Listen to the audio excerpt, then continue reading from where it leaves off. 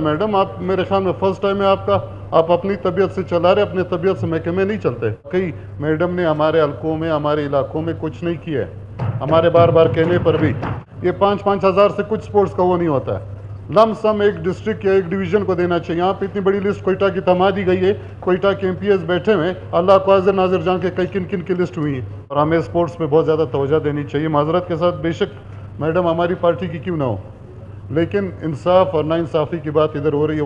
किन किन के स्पोर्ट्समैन हुए हैं देखिए, मैडम कह रही है मेरा हल्का मंद, आप सिर्फ एक हल्के की मुंतखब नुमाइंदा नहीं है, आप स्पेशल, आपने अभी किए, आपके रिकॉर्ड पे आप पूरे बलूचिस्तान किए, सिर्फ मंद और तुरबत की नहीं है, इस तरह बात आप ना करें। आप पूरे बलूचिस्तान की, आप जितने तुरबत की, इतने पश्तून बेल्ट किए, इतना ही नसीराबाद किए, इतने कोयटा किए, इतने ज़ोब किए, इतना चमन और कला अब्दुल्ला किए। आपको बराबरी करनी होगी, इस तरह नहीं होता मैडम। आप मेरे ख्याल में फर्स्ट टाइम है आपका, आप अपनी तबीयत से चला रहे, अपने